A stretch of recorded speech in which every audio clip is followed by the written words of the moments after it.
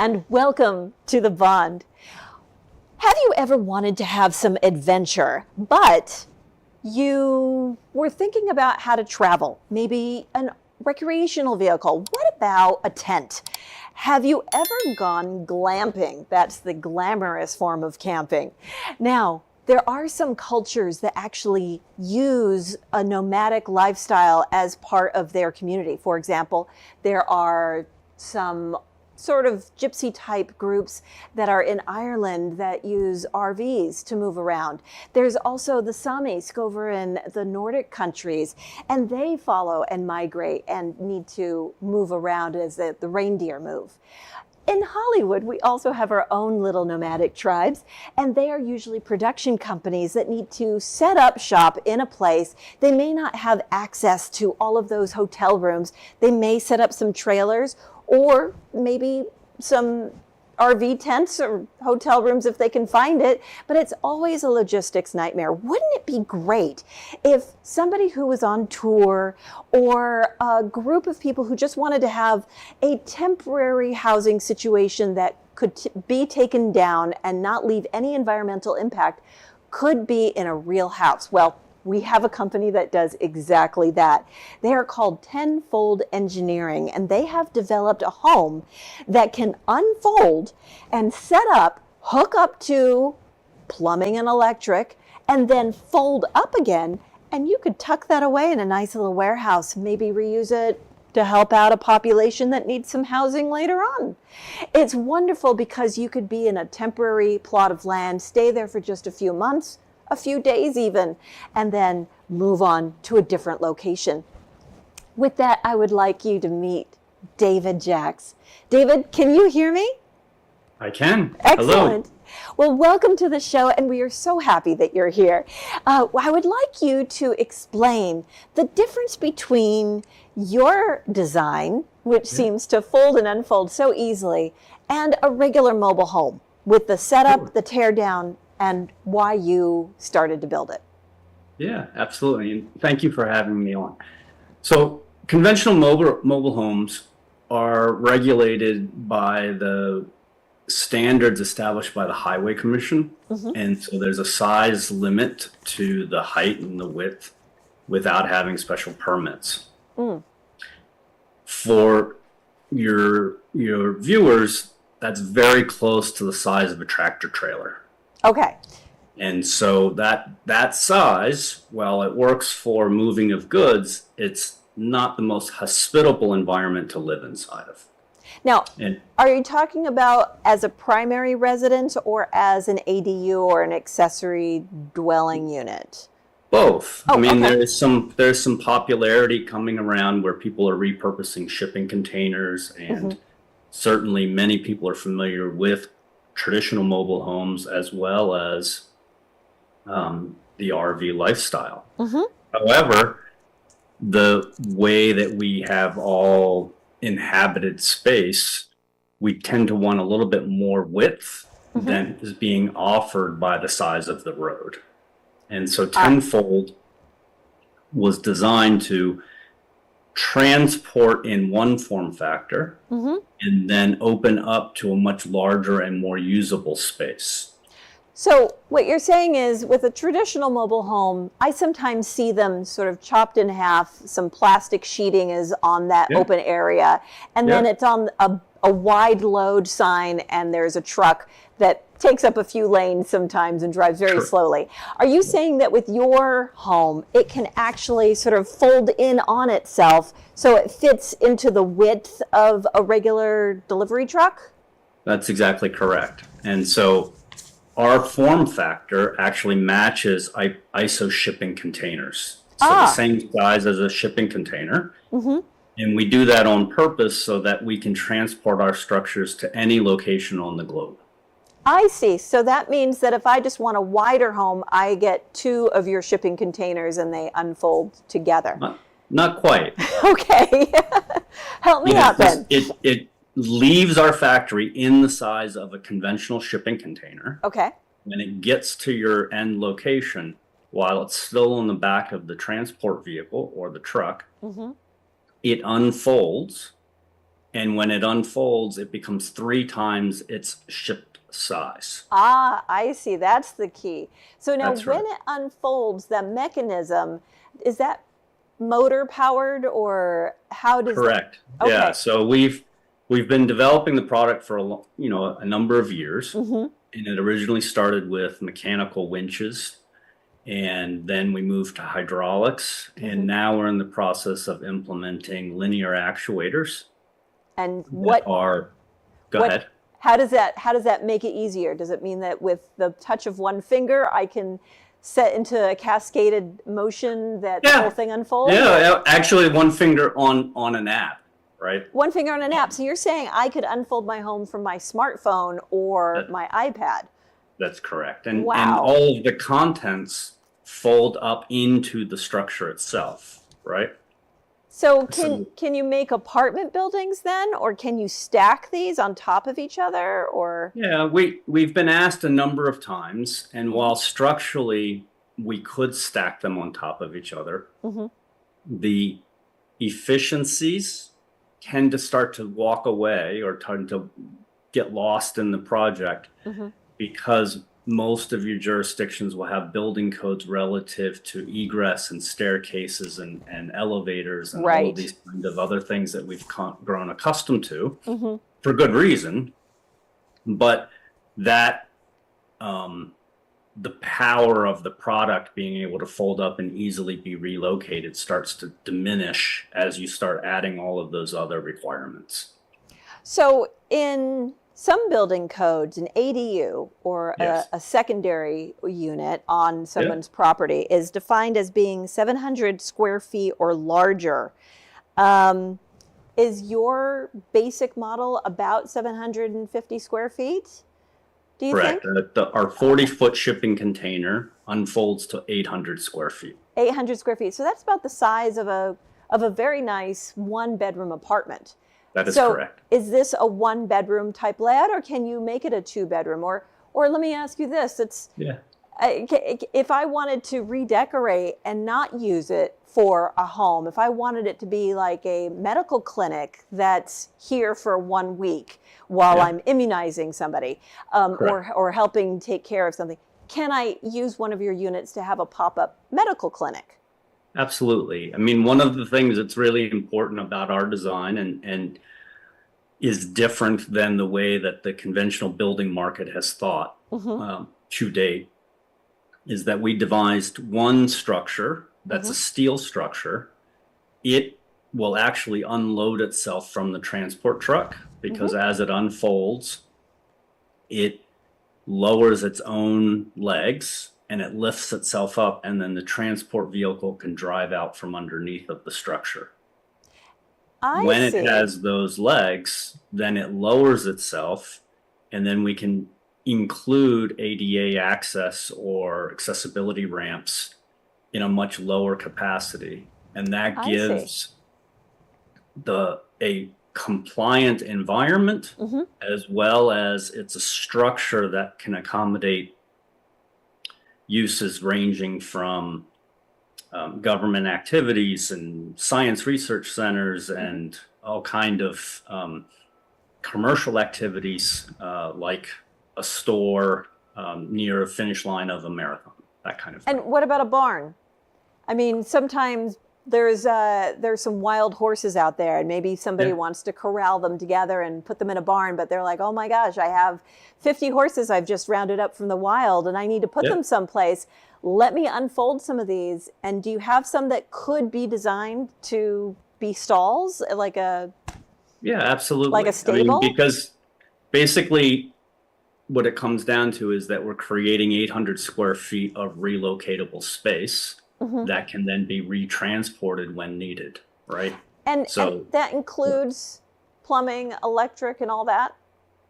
correct. And so we have 2 versions that we've developed where one is based around hooking up the building the way an RV would be hooked up. Mm-hmm. Like you would have the bare utilities at a park or a commercial installation, and you could connect to those. Okay. And the second is to have a self-contained system that allows the owner to then service that unit the same way that a conventional RV is serviced maybe with extracting or pumping out the wastewater and black water. I see. So what you're saying is you have 2 units, one that could connect to an existing city infrastructure like sewer Correct. and all that, and then one Yep. for the people that want to live out in the middle of nowhere. And That they're is okay correct. with a generator and having a water tank that has to be refilled and all that. Yeah, and Is that right? and we're working with different manufacturers and suppliers in order to be able to come up with the most efficient and smallest form factor, right? So not only is it potentially a generator powered source, but solar energy, battery storage, and because we're optimizing the interior structure for energy efficiency and sustainability, Mm-hmm. the structure itself we're able to design in the energy use that is going to be present in the structure. Okay, so let's get to actually living in something like this. Sure. California is filled with shake and bake, right? Super hot days, Yeah. lots of earthquakes, a couple of high wind days. So Yeah. how do you withstand against natural disasters? Do you Yeah, have well, to great change question. the So- design for that, or help me Yeah. out? So all buildings designed since the history of humankind Yes, have yes. been designed for their specific climate. Okay. The number one paradigm that we had to address is if you design a building that can go to any climate, Mhm. how will it perform in all those varied climates? Exactly. Our best example was actually submarines, right? And in some ways, we're more of spacecraft than we are a house. And what I mean by that is space as well as underwater operations are extreme temperature environments. You have lots of pressure, you have lots of variation, you have lots of inhospitable climate that you have to deal with. And so what Excellent. we're trying to do is take that environment and bring it to a little bit easier form factor, right? So that we can actually enjoy the varied, So, beautiful landscapes that we have, right? so what you're Yeah. saying is if you build it in Vermont, it can Yeah. withstand snow and cold. If you That's build right. it in California, it Correct. can withstand heat, maybe a little bit of salt air erosion Yeah. at the beach, and dare I say wildfires because it's Well, steel, so- or will it Yeah, melt? so there's a couple of aspects, right? So one is, Well, wait, let's find out about those aspects when we come back from break. Okay, fair so enough. stay with us and we're going to find out exactly what sorts of materials will stand up to what sorts of tests when we come back right after this. Stay with us.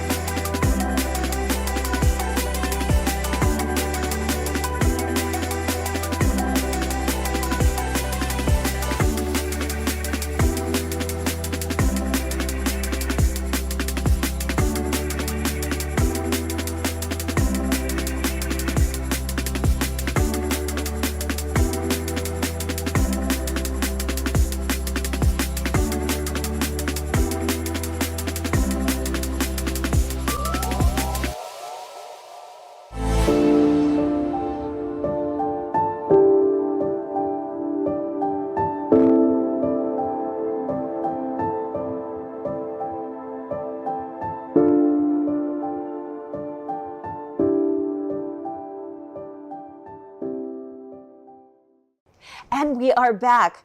Before the break, we were going to be asking David a little bit about how would his structures withstand in a situation that might be prone to wildfires. So let's hear from him. How do you do your testing for your materials that you use, and how do you make sure that it can withstand earthquakes and fires? Sure. So with earthquakes, one of the exciting technologies that are coming out are isolation dampeners. And so one of the things that we are working on in the development is an isolation damper that can be retroactively added to the structure. So when we think about a new paradigm, let's say an individual was living on the East Coast and then they got a transfer and they moved to the California, they could move their Tenfold unit to California and purchase the isolation dampers and then set the concrete piles, put it on the isolation dampers, and then bolt their Tenfold to that unit. So what you're saying is that they have a bit of a foundation, and then they have something that goes on that foundation that's a little bit like a spring to give it some sway, and then you put your Tenfold structure on top of that. So you have the sandwich in order to allow you to have some of that give, so that you're a bit more resistant to something. So your foundation doesn't just snap in half. It actually it lets you do a little bit of a sway dance, right? Yeah, and it's actually quite a bit. It's almost 18 inches of variation in either direction. That is quite a sway, but better to sway than to break away. Mother Earth is quite dynamic when she wants to be. Absolutely. Okay, so now what about something like fires? You don't have anything that's tinder in your design, do you? Yeah, no. Okay. So the materials that we're using Class A materials, which is the designation from an architectural perspective on materials and limited combustion. Is that for fire hardening, so to speak, to make it fire resistant? Okay. Exactly. But then one of the features that we have that we've been really intent on designing, I serve as a volunteer fireman, and so I've had that experience of interacting with the fire scene. And one of the things that we really we've noticed that we as a civilization wants to get closer and closer to the edge of nature, and we're closer to that edge of where that reaction takes place. And so to accommodate that, one of our suggestions is that if you see a event coming towards your structure, that you would most likely evacuate, but before you evacuate, you would put the structure into turtle mode and you'd basically fold it back up. So you evacuate yourself, you evacuate your family, but then you fold it up so that it gets its little hard turtle shell on top to withstand whatever might be coming by. So it sort of goes into undercover mode. That's exactly right. Got it. And so part of that premise exists in very high wind event areas as well, where we're rated up to 155 miles per hour with the structure. But generally, a municipality will ask residents to evacuate when the winds are projected over 90 miles an hour. Sure. And so you would do the same thing. You would fold it up and it would go through the wind event or the hurricane or the storm as a box bolted to the ground. And then after the event, you can, when you return to the scene, you can open it back up and you have a fully functioning structure. I see. So, I'm actually, the way you're talking about it, it's making me think of a couple of use cases for this. So I'm thinking film crew, obviously. They're going to need that. Concerts, people who need to tour around, maybe even tour the globe, because you can actually fold it up into a shipping container, which means you can ship 100 of these if you need to for your full crew. Exactly correct. On-site clinics, medical clinic that just needs to set up temporarily, an office building if need be, a barn, which is super helpful for needing to relocate large animals or even small animals. Maybe you can make lots of compartments for tiny little dogs and cats. So you have something for barns, livestock, touring celebrities. What other, displaced families that need to rebuild. They want to stay on their plot. They don't want to have to go and rent a hotel room. So they can get one of these structures, put it in the backyard while they're overseeing the rebuilding of their permanent home if they need to. Correct. So what other use cases are there? Did I pretty much list them? You list quite a few, and there's many of those we conceived of as a company, right? And what has been fun is that we've received over 72,000 inquiries for variations on those themes, with people coming up with brand new ideas that I'd never even conceived of. Really? Right. Can you give me an example of something? Absolutely. Like one very dynamic young woman or mom called and said that she had 3 adult children in different parts of the country. And she wanted to be able to live with each of her children in their backyard as an ADU every 4 months. Oh, you mean so she would go on tour with her children being the audience. So she would just park her house in their backyard. And Now, why is this a better option than, say, an RV? Because So an RV, if you think about it, it has a center corridor, and all of your activity takes place in the remaining space on either side of the outside walls. Okay. In a Tenfold unit, one of the things that takes place is the center is what we build out. And when you open up the unit, you gain a lot more usable space, like 12 feet on either side. So you can have a living room that you walk into and a bedroom, a proper kitchen. bedroom, a proper living room. You're not having to place that desired environment to the rear of the vehicle so that it doesn't have a hallway in the middle. Right? I see. So do you work with interior designers in order to figure out the best way of putting furniture there? Or do you even think about, maybe as long as you're folding up your house, why not fold up all your furniture? Well, that's a very good point. And in many ways, it's more like building boats than it is building houses, right? In what way? And so boats are very judicious with their use of space. They find very clever ways to maximize the amount of space because you're trapped in this one container, this one vessel, right? Not trapped, but you're enjoying this one vessel. Got it. And so we really focus on that optimization in order to be able to provide the most volumetric interior with the least amount of material. And in many cases, it comes off as a modern aesthetic and a modern lifestyle. We're not really producing a structure with the traditional colonial or pitched roofs and things like that. Sure, it's a little bit more modern. So what is the, tell me, like, I order a place, I order a unit, a Tenfold unit comes to my backyard, I want to set it up. How long does it take to unfold? Half an hour. How long does it take to set it up to the sewer, the water, electric? Well, if all of those things are on site, a couple of hours. So I could theoretically have a guest room for somebody in my backyard if I wanted to set up in an afternoon or one day. 100% our intention and what we're aiming to deliver. Most of the work that I've done professionally has been around events and special projects and company kind of trade shows and things like that. And so it's always been focused on hours of the ability to set up and be functional and running. And so we're intent on being able to say, you could set up an entire community within 1 or 2 days, given the fact that... So let's say I have, I don't know, let's say I need 16,000 structures. Hypothetically. How long would it take, assuming that you had the production? I realize you may not have the inventory for that, but assuming it was ready to go, it's delivered to a location. I want to replace 16,000 structures. They're not all the same. Some are houses, some are businesses, some are stables for horses, some are, restaurants, some are clinics. How long could I set all that up? Are you saying I could set up 16,000 structures in an ideal situation in about 2 days?